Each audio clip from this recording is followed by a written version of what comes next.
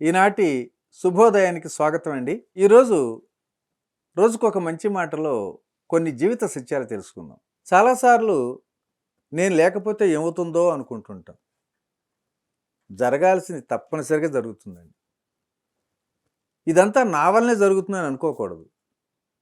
మరి దీని గురించి మరింత వివరంగా తెలుసుకుందాం ఈరోజు. అశోకవనంలో రావణుడు సీతమ్మ వారి మీదకి కోపంతో కత్తి దూసి ఆమెను చంపటానికి ముందుకు వెళ్ళినప్పుడు హనుమంతుడు అనుకున్నాడు, ఎవరి నుంచైనా కత్తిని తీసుకొని ఆ రావణాసురుడి తలను ఖండించాలి అని. కానీ మరుక్షణంలోనే మండోదరి రావణుడి చేతిని పట్టుకుని ఆపటాన్ని హనుమంతుడు చూశాడు. అప్పుడు హనుమంతుడు ఆశ్చర్యచకితుడయ్యాడు. నేనే కనుక ఇక్కడ లేకపోతే సీతను ఎవరు రక్షించేవాళ్ళు అనే భ్రమలో ఉన్నటువంటి హనుమంతుడు ఉండేవాడు అప్పుడు దాకా. అప్పుడు అనుకున్నాడు, బహుశా మనం కూడా ఎన్నోసార్లు ఇలానే అనుకుని ఉంటాం కదా, నేను లేకపోతే ఎలా జరిగేది అని.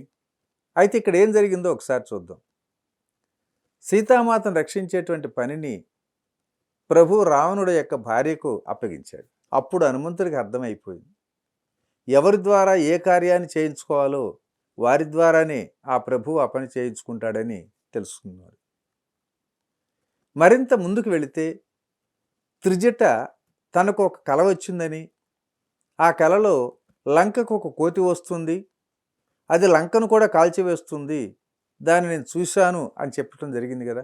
అయితే హనుమంతుడికి ఇది చాలా ఆశ్చర్యం అనిపించింది. ఎందుకంటే ప్రభువు తనను సీతను చూసి రమ్మన్నాడు, అంతేకాని లంకను కాల్చి రమ్మని చెప్పలా. అయితే త్రిజట ఇది తన స్వప్నంలో చూశానని చెప్పింది కదా. అప్పుడు హనుమంతుడు ధర్మ మీమాంసలోనే పడ్డాడు. తను ఇప్పుడు ఏం చేయాలి? ప్రభువు ఇచ్చే ఎలా ఉంటే అలా జరుగుతుందిలే అనుకున్నాడు.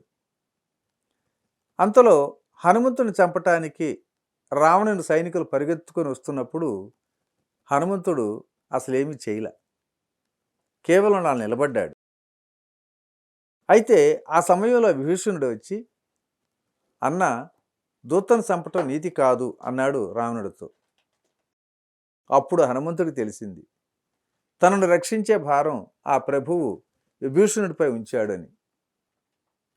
ఆశ్చర్యాన్ని పరాకాష్ఠ ఎక్కడంటే, విభీషణుడు ఆ మాట చెప్పినప్పుడు రావణుడు వెంటనే ఒప్పుకొని, ఓకే, కోతిని చంపొద్దు, అయితే కోతులకు తోకంటే మహా ఇష్టం కాబట్టి ఆ తోకకు నిప్పు పెట్టమని చెప్పాడు. అప్పుడు హనుమంతుడికి మరింతగా అర్థమైపోయింది, త్రిజట స్వప్నం నిజం కాబోతుందని.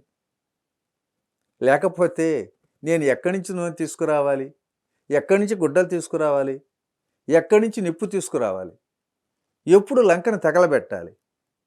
కానీ ఇక్కడ ఒక విషయాన్ని మనందరం గమనించాలండి. ఒక పరమాశ్చర్యం ఏమిటంటే, వాటన్నిటినీ ఏర్పాటు చేసిన రావణుడే స్వయంగా చేయించాడు. అంటే రావణుడితో కూడా తన పనిని చేయించుకోగలిగినటువంటి రాముడిలా మరి మనం కూడా మనకు కావలసిన పనిని చేయించుకోవటంలో ఆశ్చర్యం ఏమన్నా ఉందా? అందుకే ప్రేమితులారా, బాగా ఒకటి గుర్తుంచుకోండి, ప్రపంచంలో జరుగుతున్నదంతా ఈశ్వరేచ్ఛే, ఆయన ప్రకారమే జరుగుతుంది అనేటువంటి విషయాన్ని మనం ఎప్పుడు గమనించుకోవాలి. మనమంతా కేవలం నిమిత్త మాత్రమే అని గుర్తుపెట్టుకొని మసులుకోవాలి.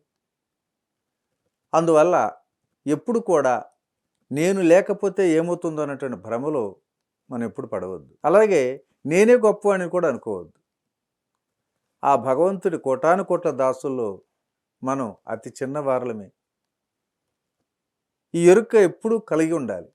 మరి ఈరోజు ఈ మంచి మాట ఇంతటితో ముగించుకుందాం. రేపటి రోజుని మరొక జీవిత సత్యం ద్వారా కలుసుకుందాం. Thank you. ఇట్లు మీ రామిరెడ్డి, మానస సరోవరం.